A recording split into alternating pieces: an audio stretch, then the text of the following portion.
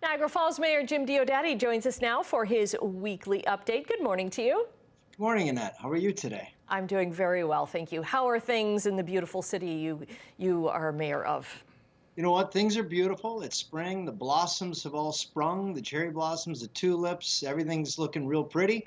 But we're looking forward, hopefully, to have a kind of normal summer this year. Kind of normal. To that end, how are the vaccines progressing? Really, really good. So here in Niagara, we're almost at the 40% rate, where almost 40% of the people will have received their first dose, which is fantastic. We're well on our way. As long as we stick with this program, we're expecting a fairly normal summer, according to the health experts. How are things going when it comes to service workers? Because, of course, they're the ones that are really going to need to be vaccinated once everything opens up again in the summer. Fingers crossed. So it's been good. We've been prioritizing. We've made a point of making sure that all of our staff have been getting vaccinated. We know the border staff have now been vaccinated. All the frontline people have been vaccinated. And now they're working their way down through the population. And now that we're going to be getting a lot more vaccines, we're going to be able to speed this up. So we're looking forward to hitting that point where we've got that, as they call, herd immunity, or that safe zone where we can open things up like they're doing in the US, like they're doing in the UK right now. And with the border, I know you keep asking for a date on when things are going to reopen. Have you heard anything yet? No, it's been really frustrating, and we're asking our federal partners, please help us see the target. When are we going to open? And we know it's going to be done gradually. We know we are not going to do it until it's safe to do so. But we're asking, show us the target. What's the benchmark? Where are the metrics? I know we had Senator Chuck Schumer on the Rainbow Bridge last week asking the same thing, saying, where's the target? And already people need to understand, commercial trade is up to pre-pandemic levels. We currently even have 100,000 people a week crossing the border by land. So it's not that it's completely closed. It's only closed to essential traffic. And maybe we need to open that up a little bit to people that have been fully vaccinated and that can prove it.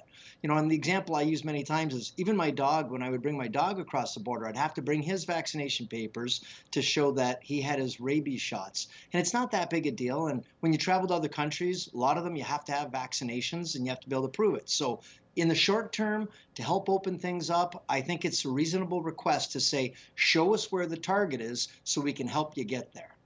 Even if that target has to move a little bit, right? Because at least then you can start planning, and it gives people hope as well. That's exactly right. And we know it could change. And there's plan A, there's plan B, there's plan C. So let's start with a plan. And if it's 50% of the population, if it's 70%, tell us the number. We know because other countries are doing it successfully. Tell us the number so we can encourage each other to get to that place sooner. So that's all we're asking. It's hard to hit a target when you don't know where it is. And ahead of people coming across the border, you're starting to clean up the city a little bit, kind of that spring cleaning within Niagara Falls. So yeah, we had a spring cleaning this past Saturday, and it's something we do, community clean sweep. And this year was a little bit different. Everybody had to register online, and those that did it and those that took a picture with their bags of garbage, we gave them all Timmy's cards. So the community went into their own neighborhood, they went onto their own trails, their parks in where they live. We had 121 people register. We had more than 250 bags of garbage. And this was a little bit of a community spring cleaning. So we just want to say thank you to all the residents for taking the time to clean up our community. And just a small token of our thank you, Timmy's cards for all the volunteers that did it this past Saturday. Kind of spiffy things up before the visitors come over. You also have the Niagara Falls Farmers Market. The spring market is opening up on Saturday, I understand? Yeah, thanks for mentioning that. So we're finally this Saturday. It's our temporary market at the McBain Center because we're building a brand new farmers market and cultural center, which will open up next year. In the meantime, we've been having this outdoor farmers market, and the people seem to really love it. So it's a great chance if you want to get local produce and flowers and baked goods and all sorts of neat things every Saturday from 7 a.m. until 1 p.m. at the McBain Center in the parking lot. And people are really happy that it's going to open up this Saturday. Man, that McBain Center has been busy with the vaccine clinics there in the farmers market. You're right. It has been. It's been a real hub for the community. That's a great place. Okay, great talking to you again, Jim. Niagara Falls Mayor Jim Diodati.